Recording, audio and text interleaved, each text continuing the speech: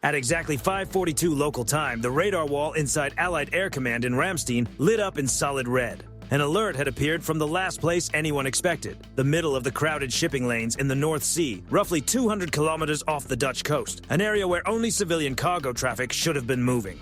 There, an oil tanker identified as the MT Baltic Star had suddenly gone dark, disconnecting its AIS tracking system. But it was all part of a carefully planned deception. NATO analysts would later uncover a far more disturbing reality.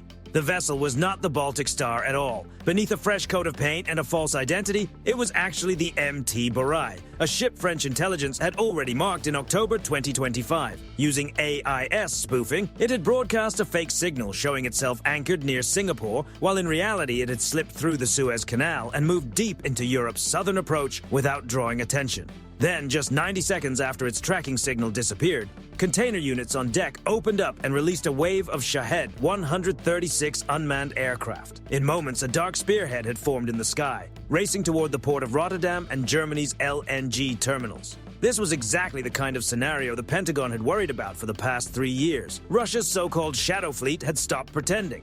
NATO had less than 20 minutes to react. If that incoming swarm broke through the defensive shield, the energy network of Northern Europe could be thrown into chaos. What Moscow had not expected, however, was the speed and precision of the American response. The Pentagon had long considered this possibility and had quietly prepared a tactical trap so effective that the Borai sailed straight into it.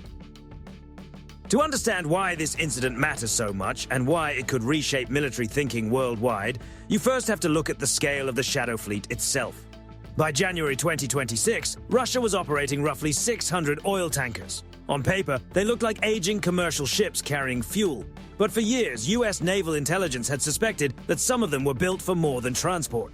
The Borai incident appeared to confirm that concern. Parts of this fleet had allegedly been adapted into floating launch platforms, including disguised containerized missile systems. Instead of investing in highly visible carriers or cruisers that cost billions and are easy to track from orbit, the strategy was far simpler and far more difficult to counter. Hide capability inside ordinary commercial traffic and move it into international waters close to NATO territory. That is where the real strength of this method lies. It is cheap, unexpected, and blends into the civilian world. A ship like the Borai could potentially carry hundreds of one-way attack drones inside reinforced cargo spaces, while also hiding containerized cruise missile systems on deck. Until it actually opens fire, it still looks like a merchant vessel. Under international law, NATO cannot simply stop or sink a civilian ship on suspicion alone.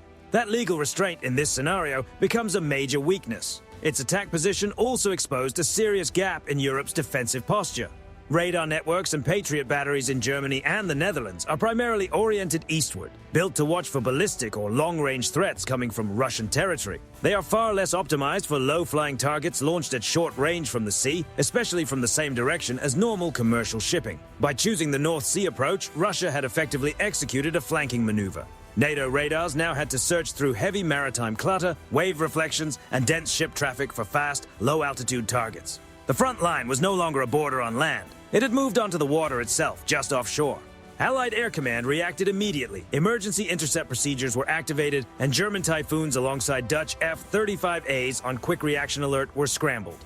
On paper, this looked like an uneven contest. Some of the most advanced fighter aircraft in the world against low-cost drones powered by simple engines. NATO pilots moved into position and launched AIM-120 AMRAAM missiles. Explosions flashed across the sky above the North Sea as multiple incoming aircraft were brought down. But within minutes, the real problem became obvious. This was not just a battle of technology, it was a battle of economics and volume. An AIM-120D costs around $1.2 million. A Shahed-type drone can be produced for a tiny fraction of that. Even worse, there was the issue of magazine depth. A standard F-35 can carry only a limited number of air-to-air missiles before it has to return and re-arm. Even with perfect accuracy, a small flight of fighters could only remove a limited number of targets before running dry, while the stream from the Borai kept coming. Soon, NATO aircraft were facing target overload. Fire control systems were being pushed by the sheer volume of contacts. If the Alliance continued trading high-end missiles for cheap drones, it risked burning through regional stockpiles at an unsustainable rate. And if one ship could launch this many, how many more similar vessels might already be nearby? Using top-tier fighters to chase individual drones was turning into exactly the kind of costly, exhausting response Moscow had hoped for. Recognizing that air power alone would not solve the problem, NATO's naval forces moved to strike the source. the Royal Navy destroyer HMS Diamond, already patrolling near Dogger Bank, was ordered to close in at top speed and neutralize the launch platform. The British plan was practical: use the ship's deck gun rather than expensive interceptor missiles. But here, a second layer of the trap was triggered. As HMS Diamond moved into range and prepared to engage, systems hidden inside deck containers on the Borai came alive. A large electronic warfare suite suddenly flooded the battle space with false returns. The British destroyer's radar picture became unreliable, filled with noise and phantom signals. GPS data was disrupted, making accurate targeting difficult. At the same time, the Borai released Lancet loitering munitions to build a defensive screen around itself, forcing Diamond to switch into self-protection. Then the danger escalated again. Through the electronic haze, optical sensors showed the Borai deliberately changing course toward a civilian passenger ferry moving through the area. The gap between the two vessels narrowed rapidly. In effect, civilian lives were being used as a shield. Under those conditions, with degraded targeting and a confused surface picture, opening fire carried a serious risk of hitting the wrong vessel. The result was a tactical stalemate at the worst possible moment. That was when the U.S. Navy entered the fight with a completely different mindset. Rather than trying to win through sheer firepower or missile expenditure, the Americans targeted the enemy's nervous system. High above the area, a P-8A Poseidon patrol aircraft had been orbiting quietly since the beginning of the incident. Using its advanced sensor suite, it began mapping the entire electromagnetic environment. Its onboard systems separated civilian traffic emissions from the specific control links being used to manage the drone swarm. Once that signal architecture was identified, the data was passed through secure networks to EA-18G Growler electronic warfare aircraft moving in from the west.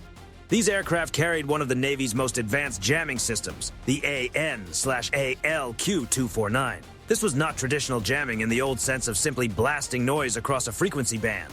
The system could focus energy with extraordinary precision, allowing U.S. electronic warfare teams to attack the control architecture itself. Instead of merely interfering with the drones, they targeted the links guiding them and disrupted their navigation logic. The result was dramatic. In the sky, large numbers of incoming Shahed drones suddenly lost coherence. Their formation broke apart. Some changed direction at the same time. Others circled aimlessly, collided with each other, or dropped harmlessly into the sea. The attack was no longer a coordinated wave, it had turned into chaos. At the same time, the U.S. launched ADM-160M ALDX decoys, creating the radar signature of a major strike package approaching the Borai. To the ship's sensors, it looked as if a formation of American bombers was closing in. The warning systems on board went into overdrive. In that moment of pressure, the Russian captain made the decision that changed everything. To defend the ship, he activated the concealed close-in weapon systems hidden inside the container structures and prepared remaining cruise missiles for launch. That single move destroyed any remaining claim that the vessel was just a civilian tanker. Once it openly engaged as a combat platform, NATO no longer had to treat it as protected commercial shipping. Even then, there was still one final problem. The Borai was carrying oil, fuel, and munitions.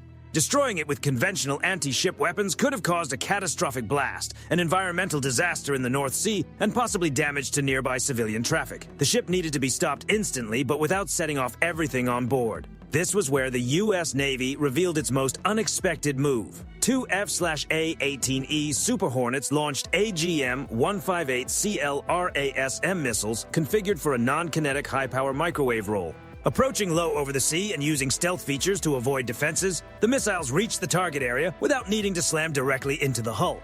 Instead, they detonated above the ship's superstructure and released an intense pulse of directed electromagnetic energy. In seconds, the Borai's electronics were overwhelmed. Radar systems failed. Weapons control went offline. Engines stopped responding. Guidance and fusing systems for the remaining onboard munitions were disabled. The ship, once a disguised strike platform, was reduced to a powerless metal shell, drifting in the water, blind, deaf, and unable to fight. With the vessel immobilized, U.S. Navy SEALs and British SBS teams moved in for a boarding operation. Resistance was minimal. The crew, trapped in darkness after the electrical collapse, was in no position to organize a serious defense. NATO support vessels then towed the Borai back to port for investigation and disarmament. The attack had been stopped. No port was hit, no energy terminal was damaged, no lives were lost, and yet there was no sense of celebration in Washington or Brussels because everyone understood the same thing. This was not the end of a crisis. It was the start of a new era. Even though the mission failed tactically, Russia may still have achieved a larger strategic effect. It demonstrated that the Shadow Fleet was not just an economic workaround or sanctions loophole. It could serve as a real military instrument, capable of putting NATO under pressure from unexpected directions. Now the US and its allies face a difficult question. How do you track, inspect, and manage hundreds of similar vessels moving through global trade routes without paralyzing commerce itself? The American success in this incident relied heavily on surprise, advanced electronic warfare, and microwave-based disabling technology. But once such methods are used, they are no longer secret. Russia, and likely China as well, will study every step of this failure and adapt. Future systems will be hardened. Guidance links will be protected. Electronic defenses will improve. What happened in the North Sea points to something bigger than a single failed strike. It suggests that naval conflict is entering a phase where the line between merchant shipping and war-fighting platforms is becoming dangerously unclear. The boundary between peace and open conflict is fading with it. In that world, victory may no longer belong to the side with the biggest missiles or the largest fleet. It may belong to the side that can silently shut down the enemy first, leaving them helpless before they even understand what is happening. One final note. This story is inspired by real-world tensions, technologies, and military concepts. But some details have been dramatized and expanded to make the scenario easier to visualize. The goal is to explore how modern doctrine, technology, and strategy could interact in a real crisis for both educational and entertainment purposes. What do you think about how this high-stakes chess match played out? Share your thoughts in the comments. And if you enjoyed this breakdown, be sure to support the channel so you do not miss the next video. Thanks for watching.